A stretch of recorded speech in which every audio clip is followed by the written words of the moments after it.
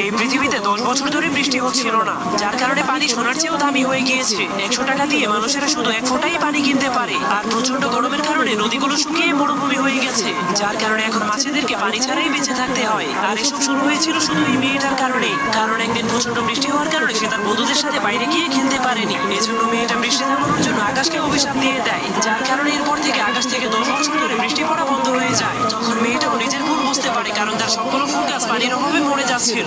যার কারণে সে জলদি করে তার ঘরে গিয়ে দরজা জানলা বন্ধ করে লুকিয়ে রাখা 1 গ্লাস পানি বের করে। কিন্তু যখন সে তার ফুল গাছকে পানি দিতে যায়, তখনই তার পানি মাটিতে পড়ে যায়। এরপর সে একটা কলের কাছে গেলে সেই কল থেকে 1 ফোঁটা পানি বের হয়। কিন্তু সেই পানির ফোঁটাটা মেয়েটার উপর অনেক রেগে বলে, এই সব কিছু হয়েছে তোর কারণে। এরপর সেই পানির ফোঁটাটা মেয়েটাকে একটা মোটা মানুষের কাছে নিয়ে যায়। সেই মোটা লোকটার কাছে অনেক পানি জমা করা ছিল, কিন্তু মেয়েটা তার কাছে পানি চাইলে সে মেয়েটাকে পানি দিতে রাজি হয় না। যার কারণে মেয়েটা পেঁয়াজ কাটলেই মোটা লোকটা কান্না শুরু করে দেয়। তখন তার চোখের পানির কারণে পৃথিবীতে বৃষ্টি শুরু হয়ে গেলে পৃথিবীটা আগের মতো সুন্দর হয়ে